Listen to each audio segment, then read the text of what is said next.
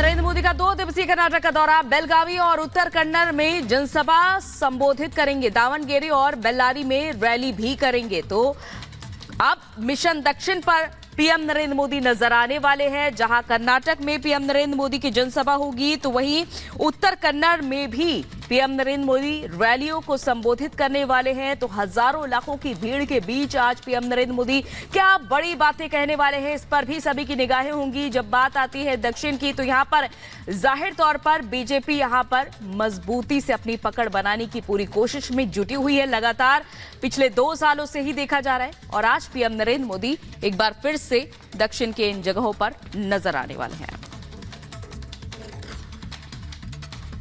तो प्रधानमंत्री नरेंद्र मोदी ने 400 पार के लक्ष्य को पाने के लिए चुनाव प्रचार तेज कर दिया। और इसी कड़ी में पीएम मोदी आज कर्नाटक में चुनावी हुंकार भरेंगे। पीएम मोदी कर्नाटक के बेलगावी, उत्तर कन्नड़, दावणगेरे के साथ बेल्लारी में चुनावी रैली को संबोधित करेंगे। रिपोर्ट देखिए।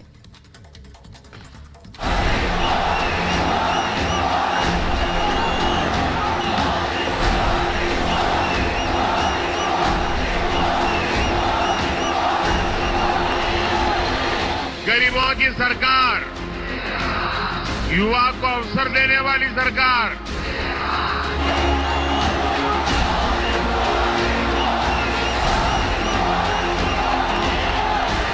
आपके एक वोट ने आर्टिकल 370 को जमीन के भीतर दफना दिया।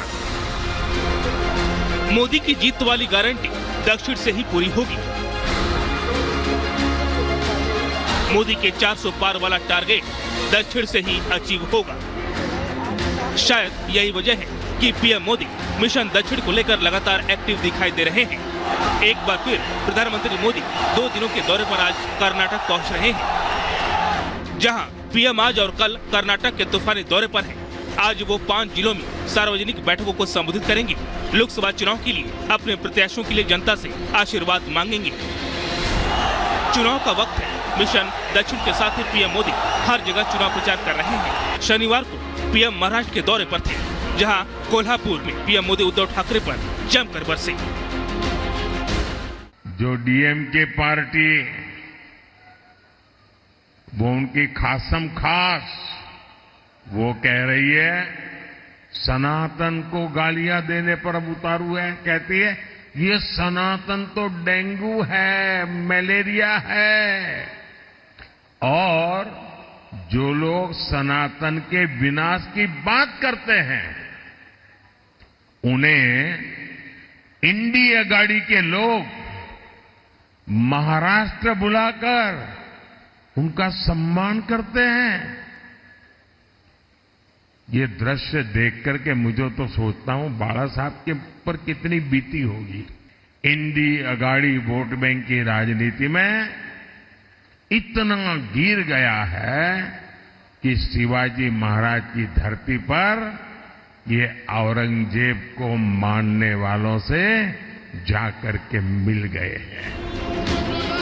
मोदी अपने मिशन 400 पार के तहत ताबड़तोड़ दौरे कर रहे हैं। महाराष्ट्र के कोल्हापुर के बाद पीएम गोवा पहुंचे, जहां कांग्रेस को जमकर घेरा और कांग्रेस के इरादे सबको बता दिया। हमारी अप्रोच तुष्टीकरण की नहीं, हमारी अप्रोच संतुष्टीकरण की है। पिछले 10 वर्षों में इतना सब कुछ हुआ है, लेकिन मोदी चैन से बैठता नहीं है। लोग परेशान हो जाते हैं, मोदी जी इतना दौड़ते क्यों हो? मोदी मौज करने के लिए पैदा नहीं हुआ है। मोदी दिन रात आपके सपनों को जीता है। आपके सपने ही मोदी के संकल्प है।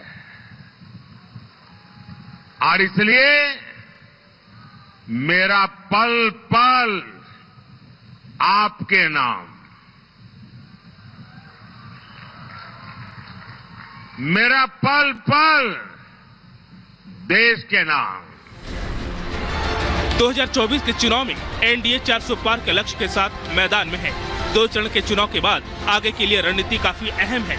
ऐसे में हर राज्य और प्रदेश की अहमियत पीएम बखूबी जानते हैं, जिसे देख पीएम ने गोवा से एक नया नारा दिया। मैं जरा एक दूसरा नारा बुलवाता हूं आपसे। मैं बोलूंगा लेकिन अब आपको बोलना है फिर एक बार, ठीक है? गरीबों की सरकार, SC, ST, OBC की सरकार, युवा को अवसर देने वाली सरकार, महिलाओं को सुविधा देने वाली सरकार, फिशरमैन को समर्पित सरकार, टूरिज्म को बढ़ावा देने वाली सरकार, किसानों का कल्याण करने वाली सरकार, भारत को आधुनिक बनाने वाली सरकार।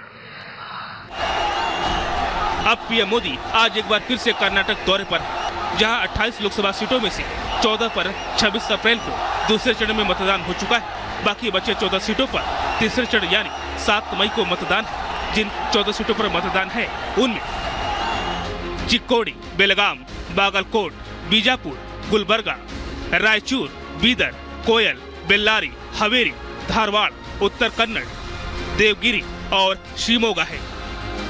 मिशन साउथ के लिहाज से कर्नाटक बीजेपी के लिए काफी अहम है, क्योंकि 2019 के लोकसभा चुनाव में कर्नाटक में बीजेपी भगवा फहराने में कामयाब रही थी। 2019 में यहां बीजेपी 28 में से 25 सीटें जीतने में सफल रही थी। वहीं कांग्रेस और जेडीएस एक-एक सीट पर सिमट कर रह गई थी। Bureau report, Republic Bharat. और 24 के चुनावी रण के लिए तमाम दिग्गज अलग अलग क्षेत्रों में जाकर के प्रचार करेंगे। तो आपके एक क्षेत्र में कौन सा दिग्गज आने वाला है, देखिए इस 1 मिनट की रिपोर्ट में। 2024 का चुनावी किला फतेह करने के लिए बीजेपी पूरी तरह कमर कस चुकी है। 2 चरणों के बाद अब बारी तीसरे चरण की है, जिसके लिए बीजेपी के तमाम दिग्गज नेता लगातार मैदान में हैं, चुनाव प्रचार कर रहे हैं, जनता से आशीर्वाद मांग रहे हैं। आज की बात करें तो गृह मंत्री अमित शाह 80 के 80 किला फतेह करने के लिए उत्तर प्रदेश दौरा पर रहेंगे। कासगंज, मैनपुरी, इटावा और कानपुर में जनसभा को अमित शाह संबोधित करेंगे। इसके साथ ही पार्टी अध्यक्ष नड्डा की बात करें तो वो वेस्ट बंगाल और ओडिशा के दौरे पर रहेंगे। ओडिशा के गंज में सार्वजनिक बैठक को संबोधित करेंगे। इसके बाद नवरंगपुर में पार्टी प्रत्याशियों के लिए वोट मांगेंगे। उत्तर प्रदेश के मुख्यमंत्री योगी आदित्यनाथ भी लगातार चुनावी सभाओं को संबोधित कर रहे हैं। सीएम योगी आज यूपी के बरेली, बदायूं और एटा में रैली करेंगे। जनता से वोट की अपील के साथ प्रत्याशियों के लिए जीत का आशीर्वाद मांगेंगे। Bureau report, Republic Bharat. और उधर पश्चिम बंगाल के संदेश खाली में जहां सीबीआई की छापेमारी के बाद हथियारों का जखीरा बरामद हुआ। जखीरा जब से बरामद हुआ है तब से बीजेपी लगातार ममता सरकार पर हमलावर है। देखिए जरा ये रिपोर्ट।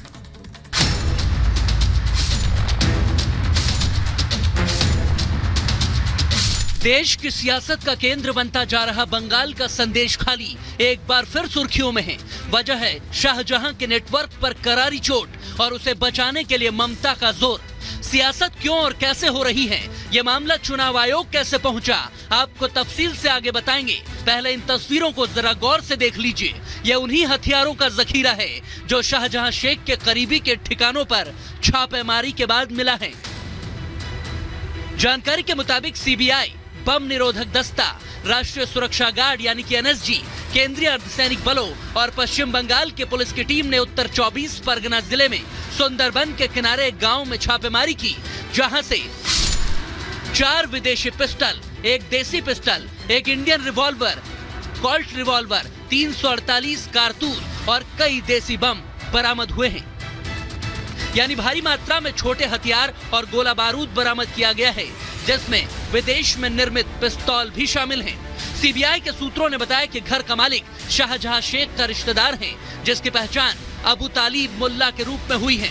यानी ममता की पार्टी जिसे बचा रही है, क्या वो हथियारों की फैक्ट्री चला रहा है? जिस तरह से बंगाल की सरकार आतंकवादियों के साथ खड़ी होते हुए नजर आती है, वह साफ संदेश दे रहा है कि किस तरह से अराजकता के मुहाने पर बंगाल बैठा हुआ है। एनएसजी को आके संदेश खाली का शेख शाहजहां का गुंडा लोगों का घर से आरडीएक्स, मॉडर्न राइफल, मॉडर्न पिस्तौल, आर्म्स, एम्यूनिशन, इसको उद्धार करना पड़ा। ममता बनर्जी, आप तो पुलिस मंत्री है, आपका पुलिस क्या कर रहा था? सो रहा था क्या? यानी पश्चिम बंगाल के संदेश खाली में लोकसभा के दूसरे चरण के चुनाव हो रहे थे और इसी दिन सीबीआई ने छापा मारा, तो सियासत लाजमी थी। ऐसे में तृणमूल कांग्रेस ने आपत्ति जताई, राज्य के मुख्य निर्वाचन अधिकारी को एक चिट्ठी लिखकर शिकायत कर दी। साथ ही आरोप लगाया कि हथियार एजेंसियों ने ही प्लांट किए हैं, लेकिन सीबीआई ने फिर दूसरे दिन भी अपनी जांच जारी रखी। ममता सरकार को तो एक तरह से वहाँ राष्ट्रपति शासन लगा देनी चाहिए, जिस ढंग का कारनामा वो कर रहे हैं। हम लोग ये देखना होगा कि ये बदनाम करने के लिए हमारा कोई अपोजिशन यहाँ पर प्लांट कर दिया। शाहजहां शेख 29 फरवरी को गिरफ्तार हुआ था, वो ईडी पर हमले में आरोपी हैं। साथ ही संदेश खाली की महिलाओं के साथ घिनौनी हरकतें करने का भी आरोपी है, लेकिन अब उसी के इशारे पर उसके गुर्गे मौत का सामान जुटा रहे हैं। क्या बंगाल में तुष्टीकरण की यह सबसे शर्मनाक तस्वीर नहीं है, जिसको लेकर मोदी भी ममता को आड़े हाथों ले चुके हैं? टीएमसी और कांग्रेस के जोड़े रखने का सबसे बड़ा चुंबक है तुष्टीकरण। तुष्टीकरण के लिए ये दोनों पार्टियां कुछ भी कर सकती है। तुष्टीकरण की खातिर ये लोग देश हित के लिए किए गए हर निर्णय को वापस पलटना चाहते हैं। क्या मुस्लिम वोट बैंक के लिए बांग्लादेश से आया घुसपैठिया, एक गुंडा टीएमसी के लिए इतना बड़ा हो गया कि वो अवैध हथियारों की फैक्ट्री चलाता रहे? उसे छूट दे रखी है कि वो महिलाओं की इज्जत पर हाथ डाले और बेगुनाहों को डराने धमकाने के लिए हथियारों का अड्डा तैयार कर ले। क्या सिर्फ वोट बैंक के लिए शाहजहां शेख का बचाव किया जा रहा है? Bureau report, Republic Bharat. और इधर अमेठी और रायबरेली के लिए राहुल और प्रियंका के उम्मीदवारी पर सस्पेंस अभी भी बरकरार है, जिस पर फैसला लेंगे मल्लिकार्जुन खड़गे। देखिए 1 मिनट में पूरी खबर।